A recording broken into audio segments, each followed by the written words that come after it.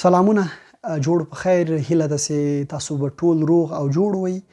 نن غواړم په ډېرې یوې مهم مسلې در سره په لنډ ډول خبرې وکړم. هغه دا ده چې ډېر ځوانان او ملګري شکایت لري، حتی په تشویش کې دي چې دوی مطالعه نه لري او همدغه د دې سبب شوی دی چې د کله ناکله په ژوند کې وروسته پاتې خپلو موخو ته نسي رسېدلی، او یا هم هغوی چې د مطالعې تابع یې کړې خو په دې نه پوهیږي چې څنګه مطالعه ولري یا څنګه مطالعه وکړای شي چې ښه اخذ ترې وکړای شي، یو څه ترې په اسانه ډول او ښه یاد کړي. غواړم یو څو لنډې مشورې در سره شریکې کړم. هیله ده که پام ورته وکړئ نو زه ډاډمن یم چې هم به مو په هغه خپل فکري ځواک کې بدلون راسي او هم به خپله لاره اسانه ومومئ. اصلا بعض دا دی چې کله چې مونږ لیواله کیږو، غواړو یو څه ولولو، په ګټو یې تاسو خبر یاست چې کتاب لوست مطالعه په هغه څه شي زه نه پوهېږم، غواړم پرې پوه سم. نو مهمه دا ده او اسانه لاره زه فکر کوم چې همدا ده چې مونږ کتاب ته مراجعه وکړو، لوستلو ته مراجعه وکړو، تر څو خپله ناپوهي په دې لوستلو سره له منځه یوسو او ځانونه پوه کړو. دویمه مسله دا ده چې مونږ څه ډول لوست وکړو، څه شی ولولو، هغه لوست چې کوو څنګه سم شی ترې واخلو، درک ترې څنګه وکړو، اخذ ترې څنګه وکولی سو. د دې لپاره مخکې له دې چې تاسې کتاب ته ځئ، تاسې لوست ته پناه وړئ. آیا تاسو په فشار لوست کوئ؟ آیا تاسو په ځان باندې یا تمرکز له مخې نه غواړئ چې یو شی یاد کړئ، ډېر فوکس کوئ، ډېر تمرکز کوئ تر څو یو شی یاد کړئ، او که فکر کوئ چې په معمولي ډول کله چې تاسې کتاب ولولئ نو یو درس ترې اخیستلی سئ، یو عبرت ترې اخیستلی سئ او په اسانه پرې پوهېدلی سئ.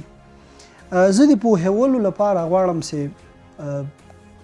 خبره اصلا دا ده کله چې مونږ په مسایلو بحث کوو، غواړو څه یاد کړو، نو څه ډول ځان پرې پوهول غواړو.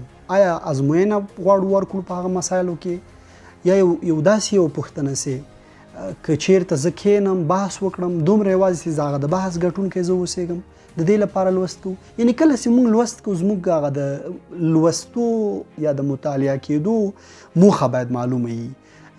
موخه دا ده چې موږ یوازې د امتحان لپاره لوست کوو، که نه د بحثونو د ګټلو، د خپل فکري قوت د لوړولو، د ستونزو د حلولو، او یا هم په ټوله کې په مسایلو باندې یا د مسایلو په اړه د ښه درک او ډیر درک لرلو لپاره. کله چې موږ دغه موخه واضح کړه، موخه مو څرګنده کړه، نو موږ هله کولی سو چې په اسانه ډول خپل ځان هم وپوهو او خپل ذهن قانع کړو چې دغه لاره په اسانه ډول زه کولی سم چې یو څه شی یاد کړم. تر ټولو مهمه دا ده چې کوم وخت کې مطالعه کولی سو. پوهان په دې برخه کې په مختلف فکرونه لري، که ځینې وخت سهار وخت پیشنهادوي، یا د فرصت لرلو وخت پیشنهادوي، یا هم د مازدیګر وخت، یا یو داسې وخت چې سړی آرام وي. زه فکر کوم چې یو خو د آرامتیا خبره ډیره معقوله ده. مونږ که غواړو یو څه ولولو، درک یې کړو، خپل ځان سره یو څه تمرکز وکړو، آرام سو، او په یو داسې وخت کې چې که هغه سهار وي، غرمه وي، یا هم هر ډول فرصت چې وي، مونږ باید خپل ځان لږ په تمرکز کړو او فکر وکړو چې زه یو مهم کار تر سره کوم، یو داسې کار تر سره کوم چې که هغه وخت په ما باندې تیر سي نو باید تر ګټه واخلم. نو همغه وخت برابر دی، همغه وخت دقیق دی او تاسو کولی شئ په همغه وخت کې ښه لوست وکړئ. کله کله له دوستانو ملګرو سره ډیره ویره دی که زه کتاب ته پناه وړم نو زه څه شی غواړم ترې یاد کړم، یا به یاد نسم کړلی. داسې نه چې کتاب هم لولم، وخت هم ضایع کړم، حتی په کتاب هغه پیسې هم ورکړم او بیا یو څه ترې زده نه کړم. د دې لپاره تاسو کوشش وکړئ چې کله چې غواړئ کتاب ولولئ، لومړی هغه لړلیک ته یې لاړ شئ چې آیا کوم فکر تاسو سره ده، کومه موخه چې تاسو لپاره دا کتاب راخیستی، هغه موخه او هغه فکر په دغه کتاب کې شته؟ که ځواب هو یا مو ځواب هو پیدا کړ نو بسم الله کوئ، کتاب پرانیزئ، ښه دقیق ولولئ، ښه په تمرکز ولولئ، په یو داسې فرصت کې چې تاسو ډېر آرامه یاست ولولئ او خپل په ضمن کې خپل موخې ته متوجه اوسئ. که زه په دې پوهیږم چې تاسو سره به په لومړیو کې دا ستونزه وي او کله کله به تاسو فرضاً تر فشار لاندې راځئ، کله کله به ناهیلي کیږئ، کیدای شي کتاب هم وغورځوئ، پرېږدئ، څو ورځې پرېږدئ. خو مهمه دا نه ده، کله چې په تنګېږئ ستونزه نشته، کتاب کېږدئ، بله ورځ راواخلئ، بله شیبه یې راواخلئ، تر څو هغه وخت چې تاسې ورته چمتو یاست. نو یو خو د دې لپاره چې یو شی ښه ترې یاد کړئ د لیکلو اسانه لاره ده. هغه مسله چې تاسې ډېره مهمه په هغه عنوان هغه موضوع کې ګورئ، هغه در سره په یو کتابچه کې نوټ کړئ، در سره یاداشت یې کړئ چې څه شی داسې یاد کړه ویې لیکه. کله داسې مجموعاً یو فصل ولوست، یو بشپړ کتاب دی ولوست، یا یو ورځ د مطالعه وکړه، څو مخ مطالعه دې وکړه، کښېنه له ځان سره تمرکز وکړه، بیا فکر په خپل ځان سره وکړه چې له دغه کتاب تاسو یاد کړل، تاسو زده کړل، نو تا ته هغه کوم شی داسې زده کړي دي هغه بیا راګردانیږي، راتکراریږي. له دې سره به ستا هغه د ذهن خوراک همدغه مطالعه جوړیږي. کله چې وږی کېږي، لوږه به دا معنا نه لري چې د اطلاعاتو د وږې، د مطالعې د لوږې، نو تاسو به زر کتاب ته مراجعه کوئ. دغه کار د دې لپاره تاسو سره مرسته کوي چې د کتاب سره مینه ډېره سي، علاقه مو ډېره سي، او په ضمن کې به مو یو څه شی یاد کړي مي، ذهن ته به مو سپارلي.